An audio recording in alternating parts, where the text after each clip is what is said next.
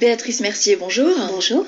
Alors vous êtes biologiste, docteur en biochimie de l'oxygénation cellulaire et vous êtes sans doute la personne la mieux placée pour nous parler du bol d'air Jacquier. Vous allez nous faire découvrir tout ça, on en entend un petit peu parler, ça commence même de plus en plus, de nombreux chirurgiens, comme notamment le professeur Joyeux que j'avais interviewé, le recommandent à leurs patients. Mais alors le bol d'air, c'est quoi exactement? C'est un appareil non médical qui permet d'améliorer l'oxygénation cellulaire tout en douceur. Et ça se présente comment? C'est un petit appareil portatif qui fait moins de 5 kg, de 30-40 cm de largeur et de hauteur. C'est un mini laboratoire qui va permettre de transformer les effluves d'une huile essentielle de térébenthine en porteur d'oxygène. Donc vous vous installez devant l'appareil à une dizaine de centimètres de la corolle et vous inhalez naturellement pendant 3, 6, 9 minutes. Et alors comment le bol d'air agit? Ça agit de manière merveilleuse parce que vous inhalez des porteurs d'oxygène qui vont permettre d'améliorer, de capter l'oxygène de l'air, de le redonner aux cellules. Or l'oxygène, la première propriété de l'oxygène, c'est de donner de l'énergie. Donc simplement en remettant l'oxygénation tissulaire à niveau, quand vous êtes dans un milieu pollué, quand vous êtes un petit peu âgé, quand vous êtes malade, vous manquez d'oxygène au niveau de la cellule. Là on va remettre l'oxygénation à niveau, ce qui va permettre de relancer l'énergie fabriquée par la cellule, de manière totalement comptable et chimique. Pour quelles raisons médicales ou autres peut-on être amené à faire des cures de bol d'air? Alors en prévention, bien entendu. En accompagnement, ce n'est pas des raisons médicales, mais c'est en accompagnement de traitement. Particulièrement, toutes les maladies dites de civilisation sont reliées à un manque d'oxygénation. Vous avez une inflammation, vous avez un manque d'oxygénation là où vous avez mal. Vous êtes âgé, vous manquez en règle générale d'oxygène. L'oxygène est l'un des éléments primordiaux dans le cycle de la vie. Certes, il ne se stocke pas dans l'organisme, mais il est indispensable pour notre respiration. Au niveau des cellules, l'oxygène fournit l'énergie nécessaire au bon fonctionnement de tous nos organes biologiques. Et c'est par l'intermédiaire de notre sang, et plus précisément de nos globules rouges, qu'il est transporté vers tous nos organes. Les globules rouges ont un rôle indispensable à la vie des individus. Ils ont un rôle central dans l'oxygénation des tissus et organes de l'organisme, par leurs propriétés permettant le transport de l'oxygène. Les globules rouges chargés d'oxygène circulent dans les artères afin d'acheminer l'oxygène vers les organes. Lorsqu'un globule rouge atteint un capillaire artériel d'un organe, il fournit l'oxygène transporté et récupère le gaz carbonique, un CO2, qui va prendre la place de l'oxygène sur les atomes de fer de l'hémoglobine. Les globules rouges chargés de CO2, un dioxyde de carbone, vont repartir dans la circulation veineuse pour atteindre les capillaires veineux du poumon afin de libérer le CO2 dans l'air et se charger de nouveau d'oxygène afin de retourner dans la circulation artérielle. Et grâce à une membrane à la structure très particulière, les globules rouges ont une élasticité qui leur permet de circuler dans des petits vaisseaux sanguins et de se déformer sans éclater. La perte de cette élasticité aboutit en règle générale à des maladies caractérisées par la destruction des globules rouges. Certains vont poser cette question, mais comment l'oxygène fait-il pour arriver jusqu'au sang? Eh bien, ça commence par l'inspiration de l'air qui passe par notre larynx, puis dans la trachée artère avant de se diriger vers les poumons. L'oxygène passe ensuite dans un réseau de plus en plus petit de bronches et de bronchioles. Puis en arrivant aux alvéoles pulmonaires, l'oxygène passe dans le sang. Lorsque l'oxygène arrive dans le sang, il se fixe aux globules rouges qui l'amèneront jusqu'aux cellules par le réseau sanguin. L'oxygène est impliqué dans des réactions d'élimination des polluants, des médicaments, des produits cancérigènes, des drogues comme la morphine ou encore des organismes pathogènes. Aujourd'hui, nous sommes en manque d'oxygène. Le manque d'oxygène au niveau de la cellule intervient souvent chez les personnes souffrant de maladies respiratoires. D'autres maladies seront aussi liées à l'obésité. Plus vous êtes gros, moins vos cellules ont de l'oxygène à disposition. On manque entre autres d'oxygène quand on a des courbatures, quand on est stressé, quand on vit en ville, du fait de la pollution et quand on fume. Le manque d'oxygène altère notre métabolisme et provoque une mauvaise transformation des aliments digérés, amenant de ce fait le dépôt de déchets qui s'accumulent à l'intérieur comme à l'extérieur des cellules. Par ces observations, le chercheur René Jacquier serait parvenu à la conclusion que c'était les déchets existant à l'intérieur de notre organisme qui provoquerait le cancer en formant autour de la cellule vivante une pellicule semi-imperméable qui, par ses propriétés physiques ou chimiques, empêcherait une vie normale de la cellule car elle interdirait ou diminuerait le passage de certains éléments indispensables à son bon fonctionnement. Fort de son constat, René Jacquier se lancera dans la fabrication d'un petit appareil qui stimulera l'oxygénation dans notre organisme. Le bolder Jacquier apporte une solution possible à une mauvaise oxygénation de l'organisme. Ce n'est pas un médicament, hein. Il n'apporte pas plus d'oxygène à l'organisme, mais permet à l'oxygène naturellement respiré d'être mieux assimilé. Mais revenons à l'historique de cette découverte qui revient à M. René Jacquier. René Jacquier était un scientifique français qui était né en 1911 à Lyon. Il avait vécu une longue partie de sa vie au Brésil, hein, et travailla en tant qu'ingénieur chimiste à l'Institut Oswald Cruz, l'équivalent brésilien de l'Institut Pasteur. Il conduisait de nombreuses recherches sur les antibiotiques, mais aussi sur les hormones, les enzymes et les vitamines. Une de ses préoccupations majeures était de trouver un moyen permettant la normalisation de l'oxygène des personnes malades, afin de renforcer leur vitalité. C'était un problème familial qui, en 1946, le mettra sur la piste.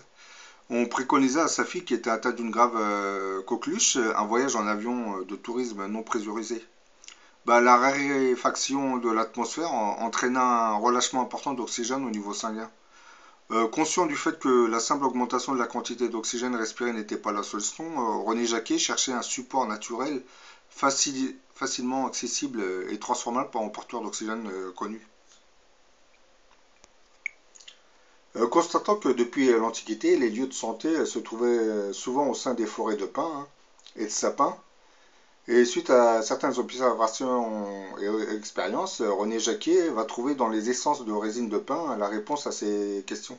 Les terpènes, par exemple, sont les molécules aromatiques les plus répandues dans la nature. Elles sont partout dans la campagne, mais particulièrement dans les forêts de résineux. Sous l'action de certaines conditions météorologiques, hein, par exemple un fort ensoleillement, hein, elles deviennent des catalyseurs d'oxygénation. On parle alors de peroxydation.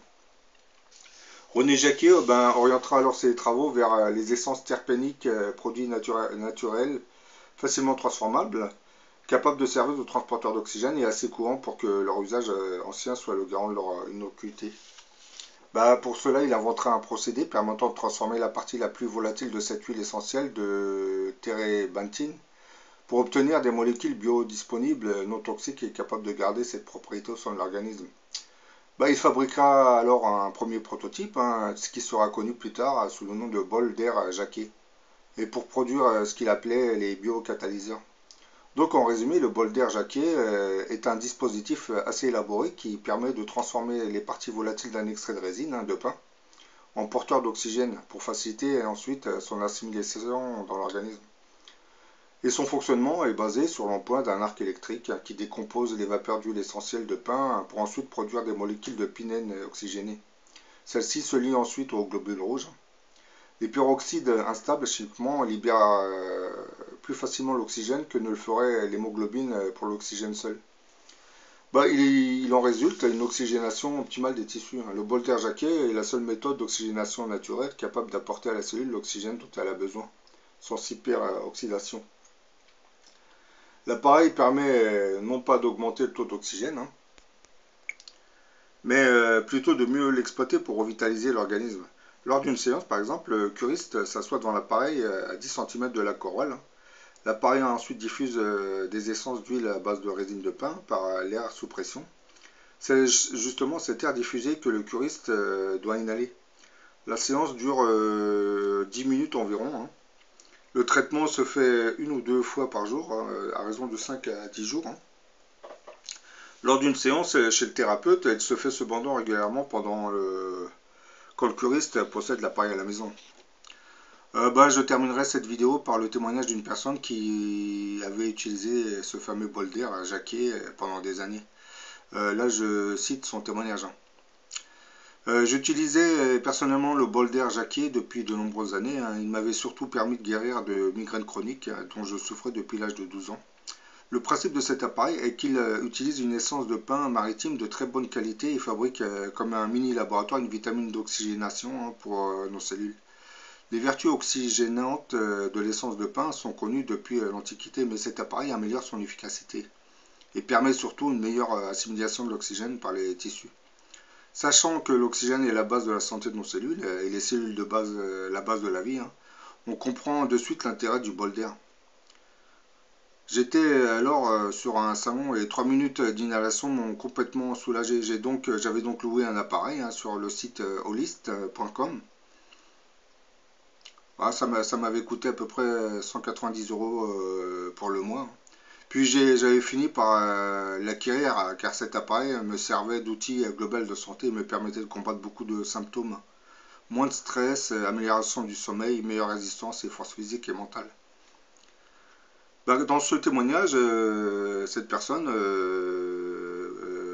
précise que le bol d'air lui aurait permis de se guérir de certains maux. Et le fait d'oxygéner nos cellules et l'organisme peut nous soigner de beaucoup d'autres maladies en réalité. Parce que l'apport d'oxygène va revitaliser les cellules. Donc, par exemple, une cellule cancéreuse ne se développera pas, puisqu'elle aura de l'oxygène et pourra s'activer assez facilement, beaucoup plus facilement qu'une cellule qui serait malade et enveloppée d'une mince pellicule de pollution. Voilà, je vous ai fait une vidéo pour ce bol d'air René Jacquier, assez efficace pour nous guérir de certains maux, voire certaines maladies. Bon, là je vais vous faire montrer une petite vidéo du laboratoire Holist qui fabrique et vend ces fameux bols d'air. Croisé sur BFM Business.